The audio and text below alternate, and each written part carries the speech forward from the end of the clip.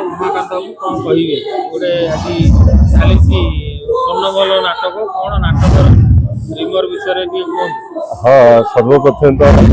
आम चैनल बंधु मानक आमर अंतर शुभेच्छा और शुभकामना प्रभु जगन्नाथ आशीर्वाद से चैनल अग्रगति कामना आम एकांत काम्य से अवसर रूपाली स्क्वायर भुवनेश्वर जो यात्रा मंचस्थ होगी रविराज बाबू पार्टी सारा ओडिशा तो चर्चित क्षीरोद बाबू परिचालना रही सारा ओडिशा चर्चित विशेषकर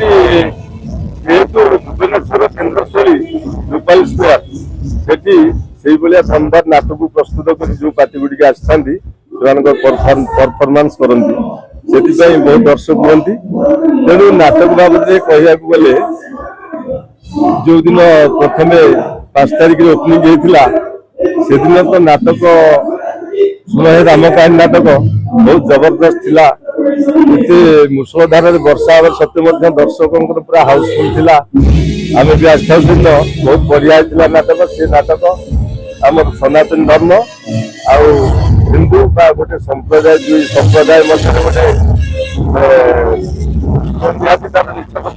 रही को पारिवारिक ड्रामा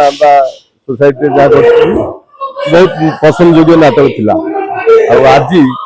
आज जो नाटक मंचस्थ हो क्लासिकल नाटक क्लासिकल नाटक हिसाब से बहुत अंतर्द्वंद गोटे उत्कंठा रही को लव स्टोरी रही जो स्टार माने बहुत दमदार नाटक होती बहुत पसंद लगुच आज भी दर्शक बहुत समागम होती बहुत खुशी लगुच नाटक देखापी माने बहुत माने अंतर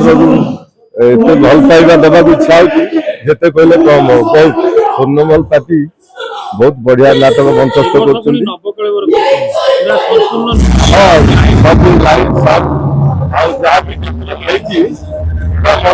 कर पैसा कहला भाया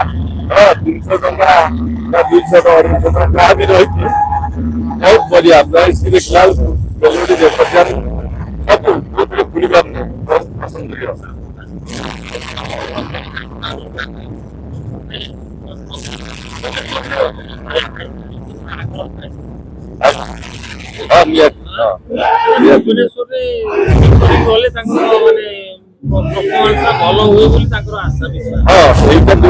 प्रस्तुति कहले 100% सत कथा भुवनेश्वर राजधानी उपकंठ जिते विभिन्न वर्गर कलाकार को देखा विभिन्न दर्शक विभिन्न प्रांत आसती से तो बहुत आगु को अच्छी खंडगिरी किंतु यही जो रूपाली रसुलगढ़ कि ओपनिंग कैंप जी गुड़ी हूँ सालिया साई हूँ हाथिया शुणी से जो पार्टी गुड़िक आसन दमदार नाटक नहीं आसती कमिटी भाई मैंने बहु अप्राण परिश्रम बहुत आगुरी चेष्टा करके बुक करते तेणु किसी माने भूल दर्शक मैंने कहीपर नाटक एदूर भल मंद होटी उना अधिक हो पारे जेहेतु नुआ नुआ पेंडाल नुआ नुआ सीजन नुआ नाटक फास्ट कैंप तेणु किसी ना कि पारे नाटक मोटामोटी बहुत बढ़िया अनुष्ठान नाटक सब देखी सारे नाटक देखा भितर सर्वप्रथम सालिया साई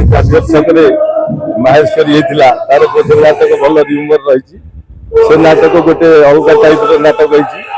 किंतु ता परवर्ती से एका संगे श्रीमंदिर पड़ता हाथिया शुणी तार भी नाटक सी भी सेमती धर्मांतरीकरण बा गोटे जादू बा गोटे अंधविश्वास कुसंस्कार एवं से टाइप गोटे नाटक अघोरी होता देखी से नाटक सब पसंद योग्य नाटक विभिन्न थट को लेकिन विभिन्न राइटर डायरेक्टर मैंने पूरा अलग प्रकार कम कर मोटामोटी पूरा सब भल है सब चलती हाँ विश्व दरबार तो आसो सूर्यवंशी आसम रसुलगढ़ आसबार अच्छी शुणा मिलूँ हाँ तेणु को पार्टी क्या कम ना आर्टिस्ट जी भी अच्छा 3 वर्ष देखिले प्रयोजक माने नाटक प्रति बेसी ध्यान दउछन एक्चुअली 100% सत कथा गुरु मझिरे साजसज्जा ऊपर बेसी ध्यान दउथले नाटक ऊपर प्रकृତରେ ध्यान देलेनी माने राइटर होतु डायरेक्टर होतु प्रयोजक माने देखुछन नाटक हम ହେଲା ପରେ ଯାଇକି ଏହାର କାରଣ କିଛି ନା କିଛି ଆମେ ଜାଣିଛେ, ସମ୍ପୂର୍ଣ୍ଣତା ଆମର ଏତେ ଅଭିଜ୍ଞତା ନାହିଁ। ତଥାପି ଦର୍ଶକ ଯେତେବେଳେ ବାରମ୍ବାର ସୋସିଆଲ ମିଡିଆରେ ବିଭିନ୍ନ ମନ୍ତବ୍ୟ ଦେଲେ, ଇଏ କହୁଛି ଆରେ ନାଟକ କାହିଁ ଆଗ ଭଳିଆ ଷ୍ଟୋରି ନାହିଁ, କିନ୍ତୁ କଳାକାର ଅଛନ୍ତି ଷ୍ଟୋରି ନାହିଁ ମାନେ କଣ? ତେଣୁ ତାକୁ ଆଖି ଆଗରେ ରଖିକି ପ୍ରଯୋଜକ ମାନେ ସେଇଭଳିଆ କଳାକାର ସାଙ୍ଗକୁ ରାଇଟର ଡିରେକ୍ଟର ମାନଙ୍କୁ ନେଇକି ଭଲ କରୁଛନ୍ତି। ସେଥିପାଇଁ ଭଲ ନାଟକ ବି ପ୍ରଡକ୍ସନ ଭଲ ଏ ବର୍ଷ, ଆଗ ବର୍ଷ ବି ହେଇଥିଲା, ତା ପୂର୍ବ ବର୍ଷ ଯାହା ହେଇଥିଲା, ଧୀରେ ଧୀରେ ମାନେ ନାଟକର ମାନ ବଢୁଛି ବା ଦର୍ଶକ